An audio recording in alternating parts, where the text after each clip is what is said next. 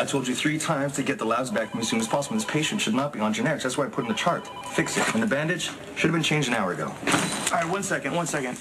I apologize for Dr. Drake's attitude. If you will excuse us. Don't apologize for me. I'm not. You are being an ass. You wanted to check yourself out, so why don't you go? Who are you mad at right now? Not at the nurse, and for once, I actually don't think you're even mad at me. No, you're right. You know, my problem is with Robin. No kids, huh? That's interesting. Why is that interesting? She might be one of those have-it-alls. You're smart, successful, definitely the nurturing type. Oh, I used to consider myself a nurturing person. Well, I mean, you're a doctor, and you're married to a doctor, so it probably doesn't allow much time for the kids, eh? No. Maybe someday. Call me whatever you want, but it was Robin's idea to have a baby in the first place, and she did everything she could to shut me out in the beginning. So I've heard. Yeah, so now we have this beautiful little girl, this little miracle, and I don't think it's too much to ask for her to spend some time with her. Or maybe feed her, I don't know, maybe pick her up when she cries. Well, no, Robin is not picking up. Robin doesn't want to be in the same room as Emma. You know what, I'm sorry, I shouldn't have said that. Robin's doing the best she can right now.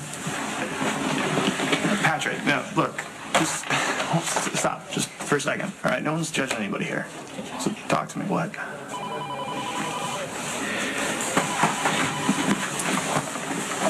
When Emma cries, Robin freezes and she completely shuts down, like she can't even hear it anymore.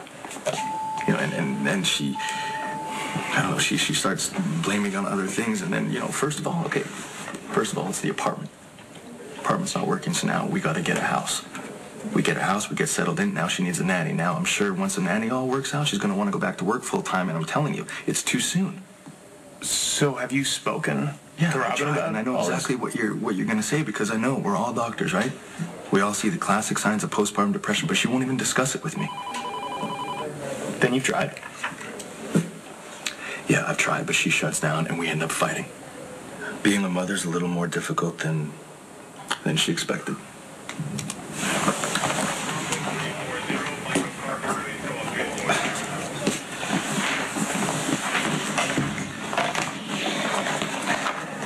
I think you two should see a shrink.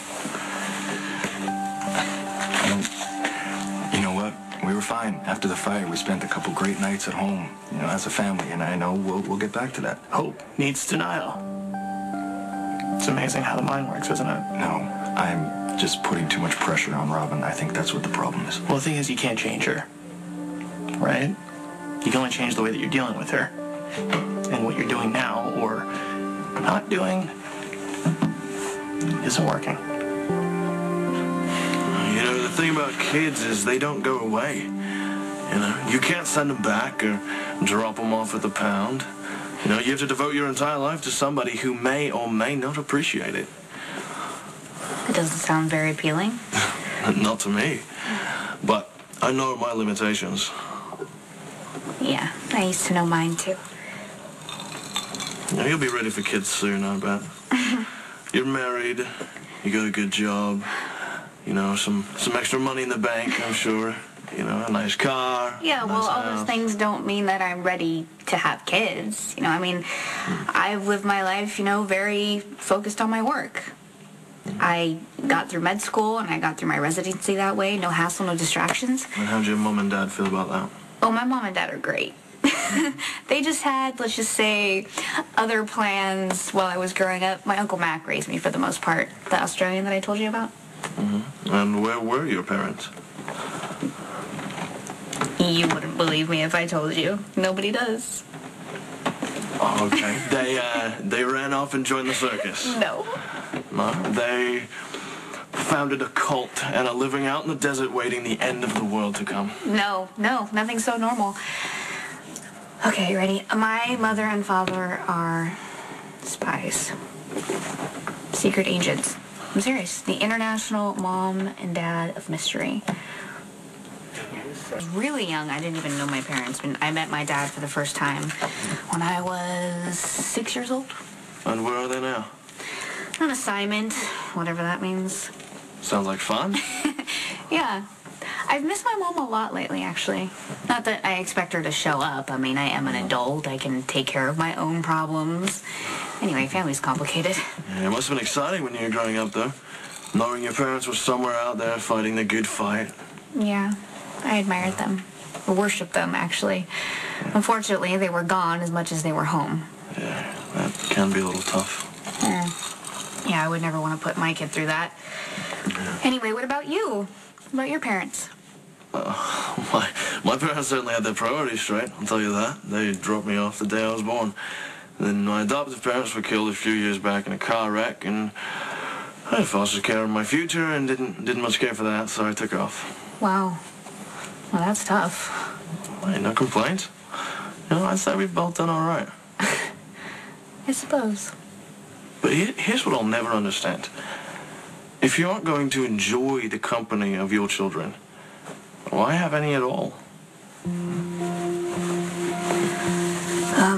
I should go. Did I say something wrong? No, not at all. Well, hey, don't forget your change. I'm a rich doctor, remember? Keep it.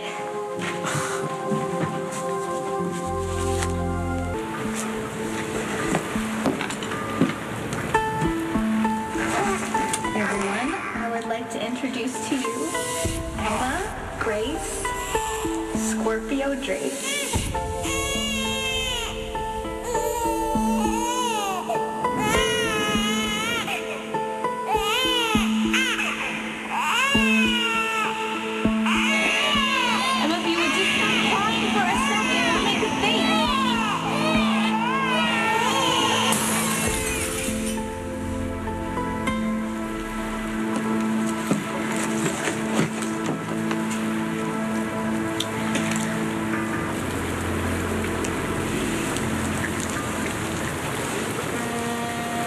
Judy, hi, it's Robin. How's Emma? Good. Good, I'm glad she's being good for you.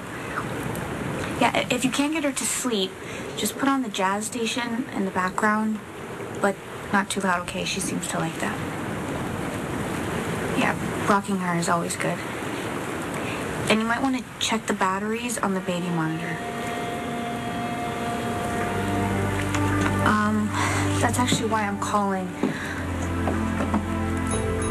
Would it be okay for you to stay with Emma for the rest of the afternoon? You can thank me later. What's this? That's me being a good brother. Dr. Lauren Brown? Yes, she's considered one of the best postpartum shrinks around. Yeah, well, Robin has incredibly high standards for herself and everyone else. No one will live up to them. Not even Emma. She won't stop crying when her mommy wants her to. She doesn't respond to her Don't make mommy. me sorry that I talked to you about this, man. You're right. Robin My needs bad. me to cut her some slack. That's all she needs right now, okay? Okay. We all know that postpartum depression doesn't get better without treatment. And if something bad happens, you're not going to stop blaming yourself. Nothing bad is going to happen. There's nothing wrong. Dr. Brown also sees postpartum daddies.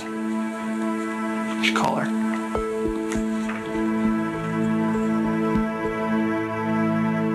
Robin doesn't do anything on impulse. She's a total control freak. Well, she did say she works a lot and that she's far too busy to have kids. Oh, See, now I know you're lying because Robin does have a kid. She has a little sweet baby that she's probably at home with right now. Robin? Hi. Hey, are you here visiting someone? I'm still getting clear on everyone's status after the fire. No, everybody that I know is accounted for and fine. I'm looking for Patrick. Is he here? Is he around? Oh, is there a problem? Carly's looking at some new tests for Michael.